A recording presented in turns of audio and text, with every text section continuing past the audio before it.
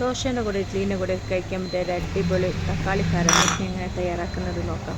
അതായിട്ട് ഒരു medium size 3 തക്കാളി, ഒരു സവാള, കുറച്ച് വെളുത്തുള്ളി, കുറച്ച് സമയം നമ്മൾ പൊതിരാൻ വേണ്ടി മാറ്റി വെച്ചിരുന്ന കാശ്മീരി ചില്ലിയാണ്. അതൊട്ടൊന്ന് നല്ല നൈസാക്കി അരച്ചെടുത്തിട്ട് വരിക. പിന്നെ നമുക്കൊരു ചട്ടിയിലേക്ക് കുറച്ച് വെളിച്ചെണ്ണ ഒഴിച്ച് കൊടുത്തതിന് ശേഷം കുറച്ച് കടുക്, ഉഴുന്ന്, കടലപ്പരിപ്പിട്ട് നല്ലതുപോലെ മൂത്ത് വരുന്ന സമയത്ത് കുറച്ച് കരിവേപ്പില ഇട്ട് കൊടുക്കുക. നമ്മൾ അരച്ച് വെച്ചിട്ട് അതിലേക്ക് ഒഴിച്ച് കൊടുക്കുക.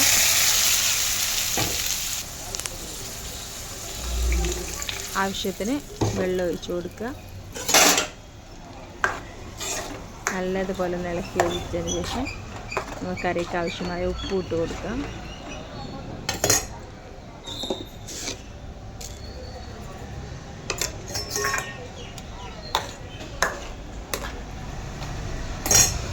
നമുക്കിതിലേക്ക് നമ്മൾ ദോശ ഇഡ്ഡലിയൊക്കെ ഉണ്ടാക്കാൻ എടുത്തേക്കുന്ന മാവില്ലേ, അതിൽ നിന്ന് ഒരു കയ്യിൽ ഇതിലേക്ക് ഒഴിച്ച് കൊടുക്കണം. എന്നിട്ട് ഒരു 10 നിമിഷത്തോളം നല്ലതുപോലെ ഇളക്കി കൊടുത്ത് നല്ലതുപോലെ തിളപ്പിച്ചെടുക്കുക.